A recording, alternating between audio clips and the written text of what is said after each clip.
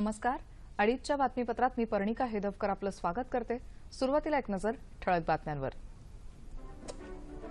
नेपाळ सोबतची विकासाची भागीदारी दृढ करण्यासाठी भारत कटिबद्ध, पंतप्रधान नरेंद्र मोदी. भारत नेपाळ यांच्यात व्यापार, विकास आणि आर्थिक संबंधांबाबत 3 करारांवर स्वाक्षऱ्या. 17व्या अलिप्त राष्ट्र शिखर परिषदेत भारत दहशतवादाचा मुद्दा उपस्थित करणार, उपराष्ट्रपती हामिद अन्सारी. चिकुनगुनिया आणि डेंग्यूचा फैलाव रोखण्यासाठी राज्यांनी योग्य त्या उपाययोजना करण्याचं जे.पी. नड्डा यांचं आवाहन. पेट्रोलच्या दरात प्रति लिटर 58 पैशांची वाढ, डिझेल 31 पैसे स्वस्त. आणि डेव्हिस चषक टेनिस स्पर्धेच्या जागतिक गटात भारत आणि स्पेन यांच्यात आजपासून लढत. आणि आता पाहूयात सविस्तर वृत्त. नेपाळसोबतच्या विकासात्मक भागीदारीसाठी भारत कटिबद्ध असल्याचं पंतप्रधान नरेंद्र मोदी यांनी आज नवी दिल्लीत सांगितलं. नेपाळचे पंतप्रधान पुष्पकमल दहाल यांनी आज पंतप्रधान नरेंद्र मोदी यांची भेट घेतली. त्यानंतर घेतलेल्या संयुक्त पत्रकार परिषदेत पंतप्रधान नरेंद्र मोदी बोलत होते. कठीण काळात दोन्ही देशांनी एकमेकांची मदत केली आहे. दोन्ही देशातल्या जनतेत दृढ संबंध आहेत असंही पंतप्रधान म्हणाले. दोन्ही देशांच्या पंतप्रधानांमध्ये चर्चा झाल्यानंतर उभय देशांमध्ये व्यापार, विकास आणि आर्थिक संबंधांबाबतच्या 3 करारांवर स्वाक्षऱ्या करण्यात आल्या. तत्पूर्वी भारत नेपाळमधील संबंध दृढ करण्यावर भर देणार असल्याचं नेपाळचे पंतप्रधान पुष्पकमल दहाल यांनी स्पष्ट केलं आहे. 4 दिवसांच्या भारत भेटीसाठी आलेले दहाल यांचं आज नवी दिल्लीत पंतप्रधान नरेंद्र मोदी यांनी राष्ट्रपती भवनात एका शानदार समारंभात स्वागत केलं. यावेळी नेपाळच्या पंतप्रधानांनी मानवंदना स्वीकारली. त्याआधी आज सकाळी त्यांनी राजघाट इथं महात्मा गांधी यांच्या समाधीवर पुष्पांजली अर्पण केली. आपल्या भारत भेटीत नेपाळचे पंतप्रधान राष्ट्रपती प्रणव मुखर्जी तसंच पंतप्रधान नरेंद्र मोदी यांची भेट घेणार आहेत.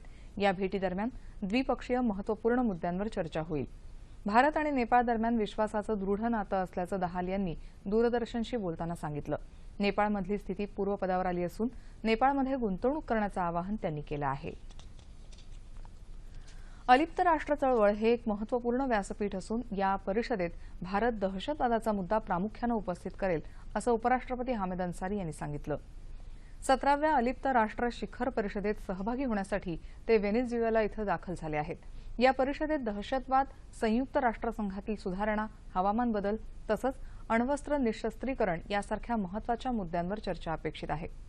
ही शिखर परिषद विकासाला चालना देण्यासाठी महत्त्वपूर्ण असल्याचं उपराष्ट्रपतींनी सांगितलं. 2012 मधल्या लष्कर-ए-तोयबाच्या दहशतवादी हल्ल्याच्या कटासंदर्भात आज शिक्षा सुनावण्यात आली. सर्व 13 दोषींना 5 वर्षाच्या तुरुंगवासाची शिक्षा आणि 3,000 रुपये दंड ठोठावण्यात आला आहे. या प्रकरणातील 10 अन्य आरोपी अजूनही फरार आहेत. 2012 मध्ये या प्रकरणी बेंगळुरू, हुबळी, नांदेड आणि हैदराबाद इथून आरोपींना ताब्यात घेण्यात आलं होतं. डेंग्यू आणि चिकुनगुनियाचा वाढता फैलाव रोखण्यासाठी राज्यांना सर्वतोपरी सहाय्य करण्याचं आश्वासन केंद्रीय आरोग्यमंत्री जे.पी. नड्डा यांनी केलं आहे. राज्यांनी आवश्यक त्या सर्व उपाययोजना करण्याचे निर्देशही त्यांनी दिलेत. घर आणि परिसरात पाणी साचू देऊ नये आणि डासांचा प्रादुर्भाव रोखावा असं आवाहनही त्यांनी केलं आहे. माध्यम से सबको अपील करना चाहता हूं कि अपने घरों में प्रोएक्टिव होकर के कहीं भी साफ पानी भी जमने न दें या उसकी लॉगिंग ना करें. गमलों की चिंता करें, वाटर कूलर्स की चिंता करें, छतों पर चिंता करें. बहुत सा सामान पड़ा रहता है और उसके बीच में पानी वहां पर जमा हो जाता है जिसके कारण वहां मच्छर हो जाते हैं. तो मच्छरों की संख्या घटाना यही इसका एकमात्र इलाज है. जहां तक क्यूरेटिव पार्ट है उसमें हमको हॉस्पिटल्स में और बाकी सब में हमने कहा है कि माकूल व्यवस्था की जाए. जनतेनंही या संदर्भात काळजी घ्यावी. रुग्णालयांनी कोणत्याही रुग्णाला उपचाराविना पाठवू नये असं त्यांनी सांगितलं आहे. राजधानी दिल्लीसह उत्तर प्रदेश, ओदिशा, महाराष्ट्र आणि कर्नाटकात डेंग्यूचे रुग्ण आढळत आहेत. दिल्लीमध्ये गेल्या 3 आठवड्यात डेंग्यू आणि चिकुनगुनियाच्या बळींच्या संख्येत वाढ होऊन हा आकडा 25 वर पोहोचला आहे. देशात दलितांवरचे अत्याचार थांबवावेत यासाठी दिल्लीत संसद मार्गावर आज दलित स्वाभिमान संघर्ष रॅली काढण्यात आली. भारिप बहुजन महासंघाचे नेते प्रकाश आंबेडकर यांच्या नेतृत्वाखाली काढण्यात आलेल्या या मोर्चात डावी आघाडी आणि पुरोगामी संघटना सहभागी झाल्या होत्या. तथाकथित गोरक्षकांच्या आक्रमकतेला आळा घालावा अशीही आंदोलकांची मागणी होती. डाळींच्या किमती स्थिर ठेवण्यासाठी आयातीला प्राधान्य देणार असल्याचं केंद्रीय अन्न आणि नागरी पुरवठा मंत्री रामविलास पासवान यांनी स्पष्ट केलं आहे. काल नवी दिल्लीत डाळींच्या निर्यातदारांसोबत पासवान यांची बैठक झाली. देशातील डाळींच्या किमती नियंत्रणात ठेवण्यासाठी तसंच मागणी आणि पुरवठा यांचा समतोल राखण्यासाठी खासगी डाळ निर्यातदारांनी त्यांच्या व्यवहारात पारदर्शकता ठेवावी असं पासवान यांनी या बैठकीत सांगितलं. डाळींच्या आयातीसंदर्भात करार झालेल्या आफ्रिका आणि ब्राझील या देशांमधून प्राधान्यानं डाळी आयात कराव्यात असंही पासवान म्हणाले. यावर्षी 20 दशलक्ष टन डाळींचं उत्पादन अपेक्षित आहे. कावेरी पाणी वाटपावरून कर्नाटकमध्ये तामिळी लोकांविरोधातल्या हिंसाचाराचा निषेध करण्यासाठी तमिळनाडूत आज व्यापारी आणि विविध शेतकरी संघटनांनी पुकारलेला बंद शांततेत सुरू आहे. राज्यातली बरीचशी दुकानं बंद होती, तसंच खासगी कार्यालयातही उपस्थिती तुरळक होती. मात्र बस आणि रेल्वेसह सार्वजनिक वाहतूक सुरळीत सुरू आहे. अनेक जिल्हा मुख्यालयांमध्ये विरोधी पक्षांनी आणि संघटनांनी कर्नाटकामधल्या हिंसाचाराविरोधात निदर्शनं केली. रेल्वे स्थानकांवर निदर्शनं करून रेल रोको करण्याचा प्रयत्न करणाऱ्या अनेकांना पोलिसांनी ताब्यात घेतलं आहे. सर्व संवेदनशील ठिकाणी पोलिसांचा चोख बंदोबस्त आहे. पेट्रोलच्या दरात प्रति लिटर 58 पैशांनी वाढ झाली असून डिझेल 31 पैसे स्वस्त झालं आहे. काल मध्यरात्रीपासून हे नवे दर लागू झाले आहेत. पेट्रोल आणि डिझेलचे दर नियंत्रणमुक्त झाल्यानंतर आंतरराष्ट्रीय बाजारातील कच्च्या तेलाच्या किमतीवर भारतातील किमती निश्चित करण्यात येतात. गेल्या 1 सप्टेंबरला डिझेल आणि पेट्रोलच्या किमती निश्चित करण्यात आल्या होत्या. कोल्हापूर जिल्ह्यातल्या पन्हाळा तालुक्यात कळे खेरिवडे इथं दिवाणी न्यायाधीश, कनिष्ठ तर न्यायदंडाधिकारी आणि प्रथम वर्ग न्यायालय स्थापन करायला त्यासाठी आवश्यक 26 पदांच्या निर्मितीला आज राज्य मंत्रिमंडळाच्या बैठकीत मंजुरी देण्यात आली. मुख्यमंत्री देवेंद्र फडणवीस यांच्या अध्यक्षतेखाली ही बैठक झाली. राज्यात नव्यानं बांधायच्या न्यायालयीन इमारती आणि न्यायाधीशांची निवासस्थानं तसंच अस्तित्वातल्या इमारतींचं विस्तारीकरण आणि दुरुस्ती याबाबत न्यायालयांकरता पायाभूत सुविधा धोरणासाठी यावेळी मंजुरी देण्यात आली. Ratnagiri gas and power private limited या प्रकल्पाचं विभाजन करून विद्युत निर्मिती केंद्र आणि RLNG या 2 स्वतंत्र कंपन्या निर्माण करण्याचा निर्णयही आजच्या बैठकीत घेण्यात आला. महाराष्ट्र विवादित थकबाकी तडजोड अधिनियम 2016 मध्ये सुधारणा करण्याचा निर्णयही या बैठकीत घेण्यात आला. पुण्यातल्या गणपतींचं विसर्जन अद्यापही चालू असून ते 4 वाजेपर्यंत पूर्ण होण्याची शक्यता आहे. आतापर्यंत 3600 सार्वजनिक गणपतींचं विसर्जन करण्यात आलं असल्याची माहिती आमच्या प्रतिनिधीनं दिली आहे. गणरायाला काल निरोप दिल्यानंतर आज विविध ठिकाणी साठलेला कचरा स्वच्छ करून पर्यावरणाचा समतोल पुन्हा राखण्यासाठी अनेक स्वयंसेवी आणि सामाजिक संस्था पुढाकार घेताना दिसतायत. समुद्र किनारे, नदी किनारे तसंच तलाव आणि रस्त्यांवर ठिकठिकाणी साठलेले प्लास्टिक साफ करण्यासाठी अनेक हात पुढे येत आहेत. मुंबईतल्या समुद्र किनाऱ्यांवरही गणेश विसर्जन मिरवणुकीतील निर्माल्य जमा करण्यासाठी निर्माल्य कलश ठेवल्यामुळे पर्यावरण संरक्षणाला मदत झाली. लातूरमध्ये निर्माल्य गोळा करण्यासाठी लातूर महानगरपालिका आणि निर्माल्य ग्रुप यांनी ठेवलेल्या निर्माल्य गाड्यांमुळे एकाच ठिकाणी निर्माल्य जमा करायला मदत झाली.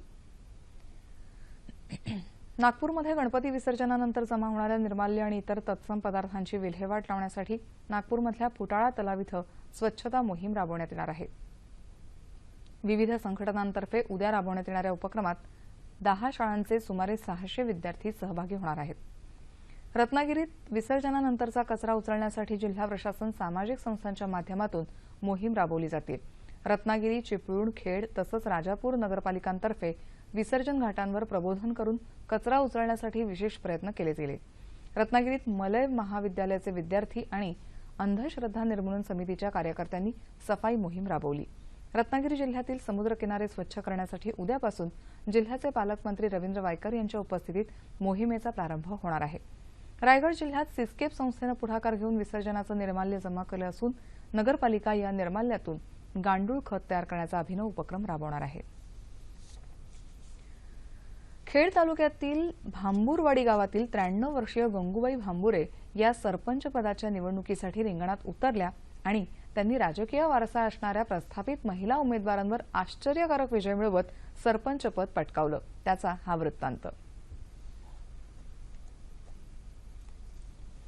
आजपर्यंत पोटासाठी शेतात काबाड कष्ट करत आपला संसार रेटणाऱ्या भांबूरवाडीतील आजी गंगूबाई भांबुरे वयाच्या 93व्या वर्षी राजकारणात आल्या. ग्रामपंचायतीचं सरपंचपद महिलांसाठी राखीव असल्याचं कळताच आजी निवडणुकीला उभ्या राहिल्या. समोर गावातल्या मोठ्या राजकीय घराण्यातल्या महिला उभ्या असतानाही मोठ्या मताधिक्यानं त्या निवडून आल्या. आम्ही सगळे व्यवस्थित आम्ही सगळी कामं करू. गावाचा एकाच बेस आहे ना, नडी नाडी पुढं गटारे, संडास, रोडांची नडे, ते आम्ही करून घेऊ. गंगूबाईंचं सारं आयुष्य कष्टात गेलं. आता म्हातारपणी तरी समाजासाठी काही करावं या हेतूने त्यांनी निवडणूक लढवली. इतक्या वर्षांच्या अनुभवातून जाणवलेले समाजाचे प्रश्न त्यांनी ग्रामपंचायतीत मांडायचं ठरवलंय. 93व्या वर्षी त्या निवडून तर आल्या, पण या वयात त्या सरपंच पदाला न्याय देऊन गावाचा विकास कसा करतात हे पाहणं औत्सुक्याचं ठरेल. अमरावती जिल्ह्याच्या अचलपूर तालुक्यातल्या सापन नदीवर बांधण्यात येणाऱ्या पुलाचं भूमिपूजन एका शेतमजुराच्या हस्ते करण्याचा बहुमान देत सार्वजनिक बांधकाम राज्यमंत्री आणि जिल्ह्याचे पालकमंत्री प्रवीण पोटे यांनी नवा पायंडा पाडला.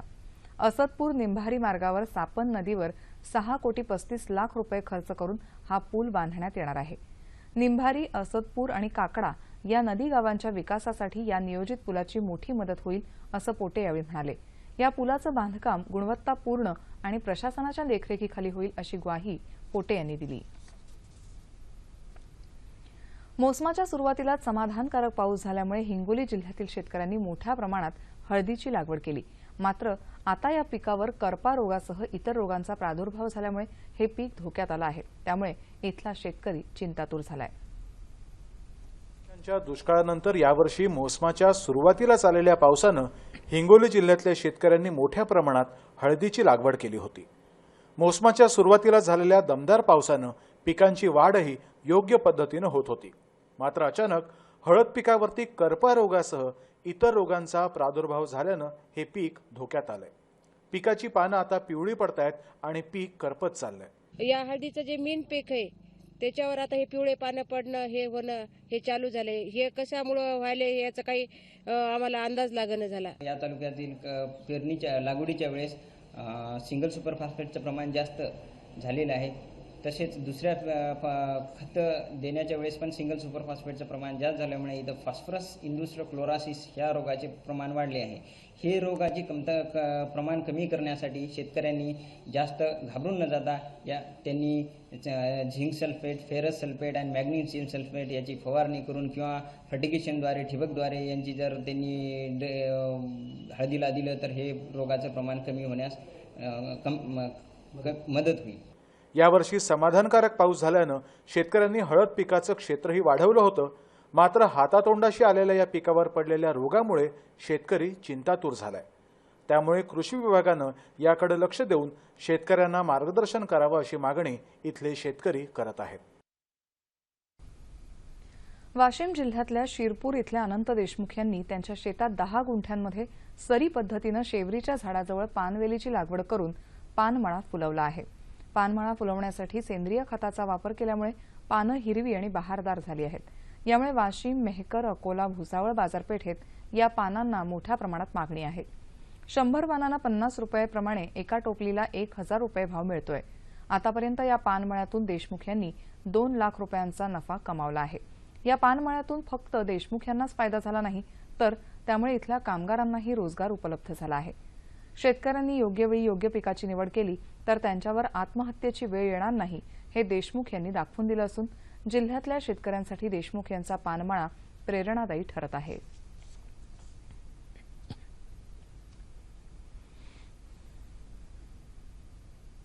बाकी पिकापेक्षा पानमळा हा आम्हाला अतिशय फायदेशीर आहे. 10 गुंठ्यामध्ये एवढं उत्पन्न होते, त्यामुळे एवढं उत्पन्न दुसऱ्या कोणत्याच पिकापासून आम्हाला मिळू शकत नाही. हे पानं आम्ही विक्रीसाठी खानदेशमध्ये भुसावळ येथे पाठवतो. भुसावळला एक टोपली 1,000 रुपये याप्रमाणे विकली जाते व त्यामुळे आमच्या उत्पन्नात भर पडते.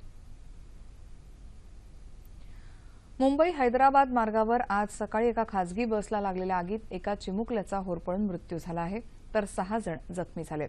जखमींमध्ये 3 लहान मुलांचा समावेश आहे. बसमधील सर्व प्रवासी हैदराबादचे रहिवासी असल्याचं समजतं. महाराष्ट्र कर्नाटक सीमेवरील हुमनाबाद इथं ही घटना घडली. अपघातग्रस्त बस शिर्डीहून हैदराबादकडे निघाली होती. बसमध्ये एकूण 44 प्रवासी होते. आज पहाटे हुमनाबाद जवळ बस पोहोचली असताना गाडीनं अचानक पेट घेतला. आग लागल्याचं समजताच प्रवाशांची धावाधाव झाली. मात्र बस रिकामी होईपर्यंत अनेक जण जखमी झाले होते. सहकार महर्षी मारुतराव घुले पाटील स्मृती पुरस्कार कॉम्रेड गोविंद पानसरे यांना काल मरणोत्तर प्रदान करण्यात आला. त्यांच्या पत्नी उमा पानसरे यांनी हा पुरस्कार स्वीकारला. स्मृतिचिन्ह आणि 51,000 रुपये असे या पुरस्काराचं स्वरूप आहे. मारुतराव घुले पाटील यांच्या 86व्या जयंतीदिनानिमित्त ज्ञानेश्वर साखर कारखाना सांस्कृतिक मंडळाच्या वतीनं अहमदनगर जिल्ह्यातलं नेवासा तालुक्यातल्या भेंडा इथं आयोजित एका कार्यक्रमात हा पुरस्कार प्रदान करण्यात आला. समाजातील उपेक्षित आणि शोषित घटकांसाठी योगदान देणाऱ्या व्यक्तींना दरवर्षी हा पुरस्कार दिला जातो. यावेळी साहित्यिक उत्तम कांबळे, माजी आमदार नरेंद्र घुले यांनी गोविंद पानसरे यांच्या कार्याचा गौरव केला.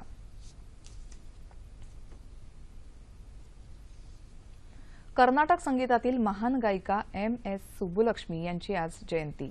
भारतरत्न हा सन्मान मिळवणाऱ्या पहिल्या गायिका असलेल्या सुब्बुलक्ष्मी यांचे वडील वीणावादक तर आजी वायलिन वादक होती.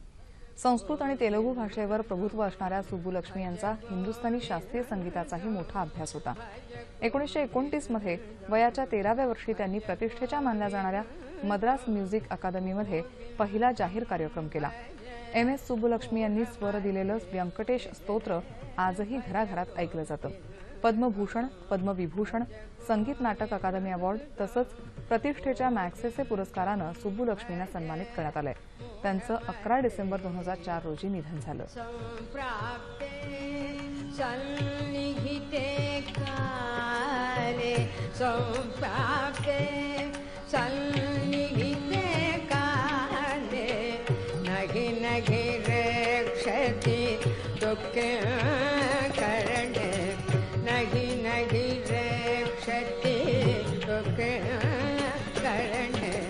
भज गोविंदम गोविंदम भज मूढमते. निसर्ग कवी नाधो महानोर यांचा आज जन्मदिन. या रानकवीच्या अद्भुत निसर्ग कवितांनी त्यातल्या रंगगंधांनी वाचक रसिकांना वेड लावला आहे. हा निसर्ग कवी निसर्गाची भाषा बोलतो, निसर्गाशी संवादही साधतो. महानोर यांच्या कवितेतून निसर्गाचे विविध गंध अनुभवता येतात. त्यांच्या कवितेचं नातं थेट मातीशी जुळलेलं आहे. रानातल्या कविता या त्यांच्या पहिल्याच काव्यसंग्रहानं मराठी कवितेत मानाचं स्थान पटकावलं. महानोर यांचे 11 कविता संग्रह तसंच अजिंठा हे खंडकाव्य प्रसिद्ध आहे. जैत्र जैत या चित्रपटातली महानोर यांची अवीट गोडीची गाणी आजही रसिकांच्या मनात स्थान मिळवून आहेत.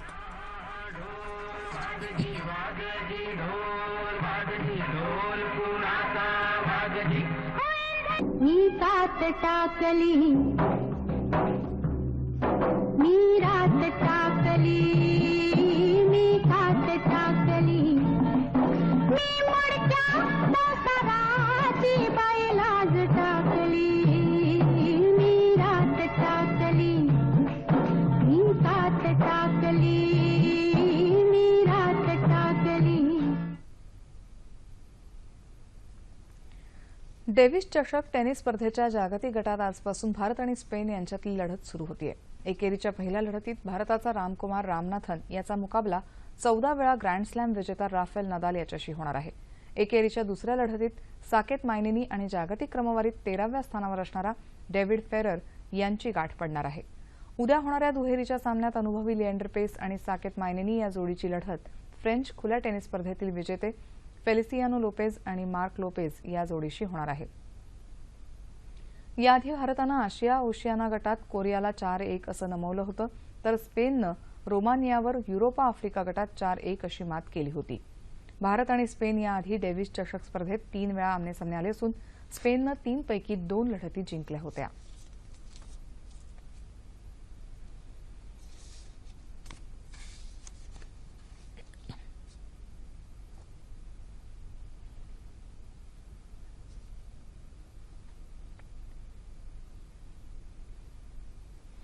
अनेक दिवसांच्या विश्रांतीनंतर मुंबईसह राज्याच्या अनेक भागात काल पावसानं जोरदार हजेरी लावली. मुंबईलगतच्या ठाणे आणि पालघर जिल्ह्यातही पाऊस पडला. कोकणातल्या सिंधुदुर्ग आणि रायगडमध्येही पावसाच्या तुरळक सरी पडल्या. जालना जिल्ह्याच्या अनेक भागात काल रात्री पावसानं हजेरी लावली. रत्नागिरीमध्ये मुसळधार पाऊस सुरू आहे, तर अमरावती, बुलडाणा आणि लातूर या भागात ढगाळ वातावरण आहे. मराठवाड्यात आतापर्यंत वार्षिक सरासरीच्या 69% पाऊस झालाय. त्यामुळे विभागातील लहान मोठी धरणं अद्याप पुरेशी भरलेली नाहीत. येत्या 24 तासात राज्यात बहुतांश ठिकाणी पावसाची शक्यता आहे. याच काळात उत्तर कोकणात अतिवृष्टीचा तर विदर्भ वगळता उर्वरित महाराष्ट्रात मुसळधार पावसाचा इशारा हवामान विभागानं दिला आहे. शेवटी ठळक बातम्या पुन्हा एकदा. नेपाळसोबतची विकासाची भागीदारी दृढ करण्यासाठी भारत कटिबद्ध, पंतप्रधान नरेंद्र मोदी.